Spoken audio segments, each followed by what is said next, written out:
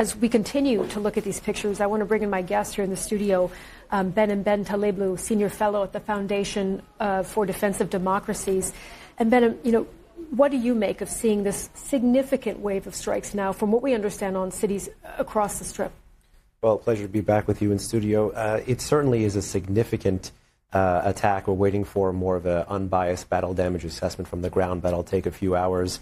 But long story short, I certainly think that the Israelis sensed a target of opportunity here to go after Hamas persons, Hamas weapons caches. Allegedly, this is what is believed to be beneath some of these structures that the Israelis have gone after. But there is certainly an outside-in approach, I think, that motivates the Israelis. Some are quite keen to look at the failure of the talks in Doha as driving the most recent Israeli resort to the use of force. But I think there's an outsized regional component here as well, and that's the Trump administration's policy towards the Houthis in Yemen. Because the Houthis, just a few days ago, almost coterminous with the collapse of the talks for the ceasefire extension in Doha, had threatened to resume Red Sea shipping, particularly if Israel did not adhere to the previously agreed upon ceasefire timeline.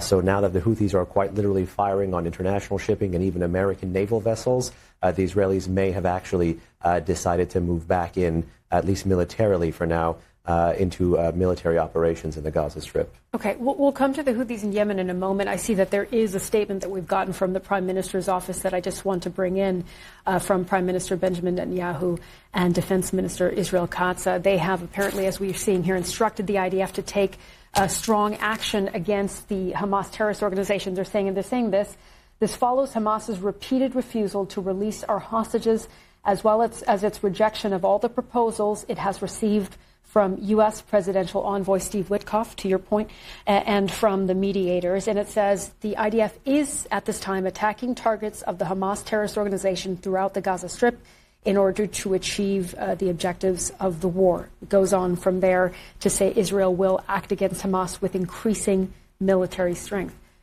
Does this now mean that this ceasefire has collapsed?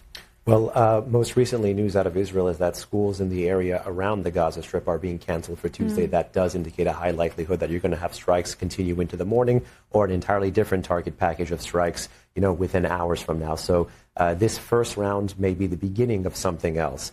I don't want to officially call the end of the ceasefire now on live television, but it certainly does look like we're moving in that direction. What has brought us to this point as we continue to look at these live pictures here again of the hospital, and you see quite a lot of activity, a stretcher being rolled out there, and medics there, as you can see, moving in and out.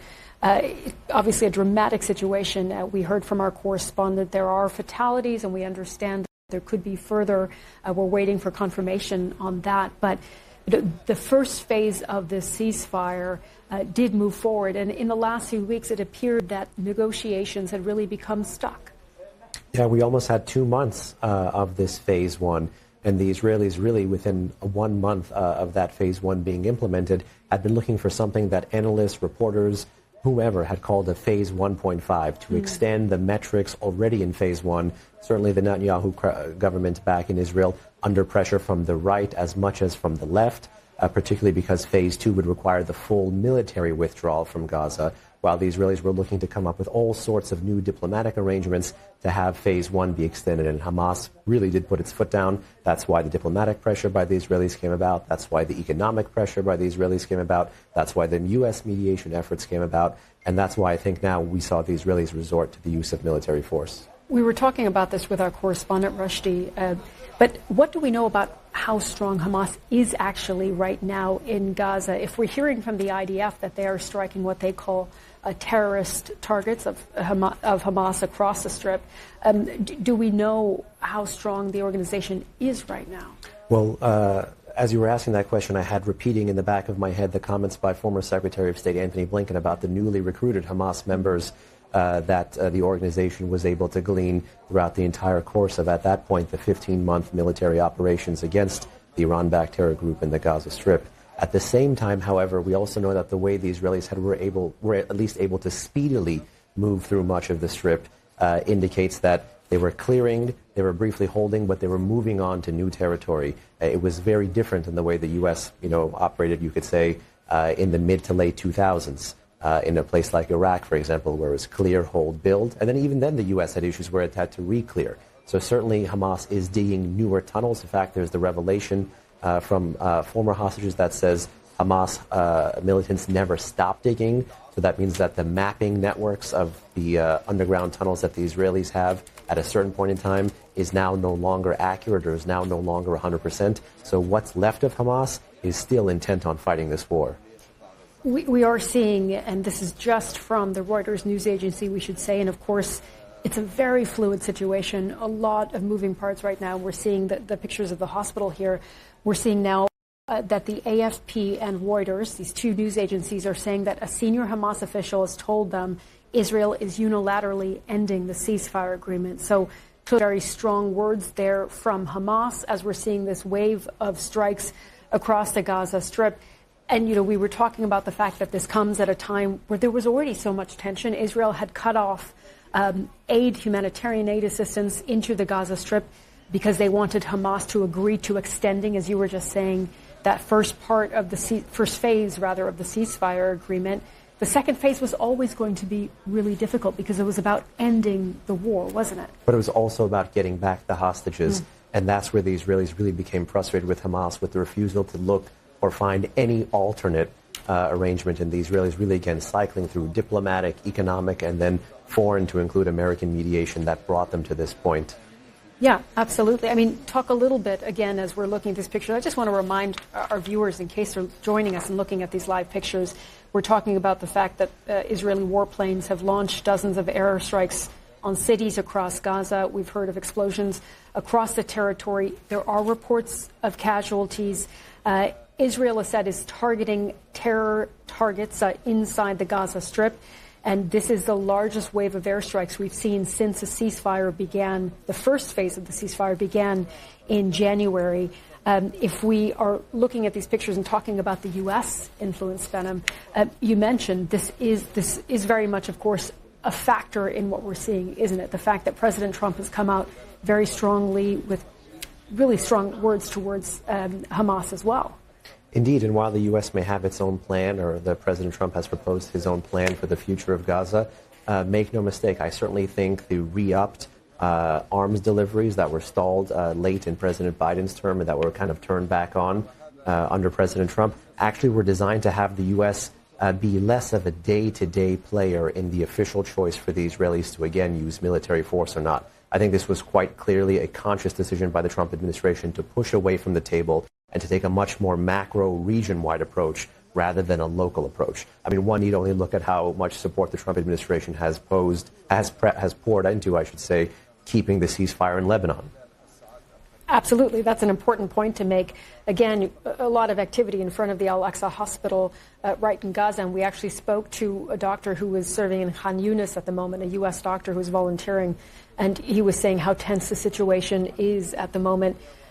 What about Israel's perspective here? Is it then emboldened by the fact that President Trump has vowed that, quote, all hell would break loose if Hamas didn't release all the hostages at once? Well, I wouldn't necessarily say emboldened, but certainly Israel has an opportunity both with the material and in their framing the political narrative, having tried several outs, having received what you might want to say is a pale green light from the U.S. for such an operation. Certainly, I think the Israelis believe they have the upper hand here. But again, time will tell diplomatically and politically how this will play out, especially if the Israelis treat this, again, as an operation, or again, based on the recent news coming out of Israel that school will be canceled on Tuesday in some areas outside the Strip, as a campaign of more things to come.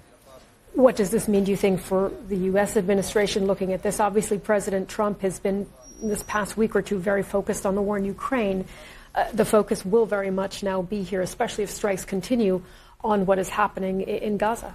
This is the importance of making sure all the dots are connected. Tomorrow, President Trump, I believe, has a phone call with President Putin of Russia.